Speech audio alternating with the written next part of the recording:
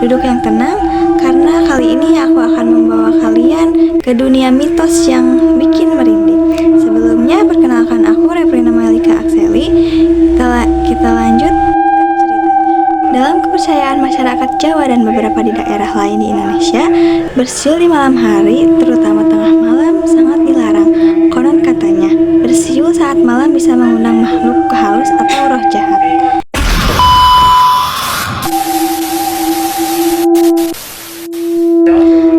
Ada seorang remaja yang tinggal di sebuah desa kecil yang kita panggil aja namanya Adi.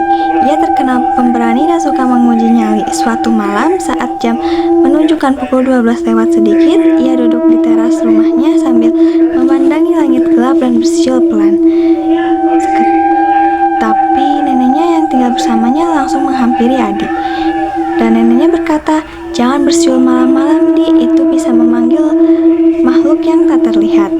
Di situ Adi tidak menghiraukan perkataan neneknya dan Adi hanya tertawa. "Ah, Nek, mana mungkin, cuman siulan bisa memanggil setan." Namun, malam itu suatu saat langsung berubah.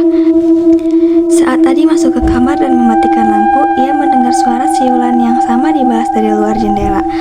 Perlahan, siulan itu terdengar makin dekat sampai akhirnya seperti berasal dari dalam kamarnya sendiri.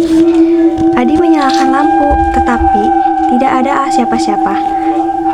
Tapi jendela kamarnya terbuka sedikit dan di cermin ia melihat bayangan seorang wanita berambut panjang berdiri di pojok ruangan tersenyum sambil bersiul. Suara yang sama persis seperti yang ia keluarkan tadi malam. Setelah malam itu, Adi tidak pernah bersiul lagi, bahkan di siang hari pun dia takut untuk bersiul. Nah, jadi mitos ini juga bisa dianggap sebagai cara orang tua mendidik anak agar tidak bermain atau berkeliaran di luar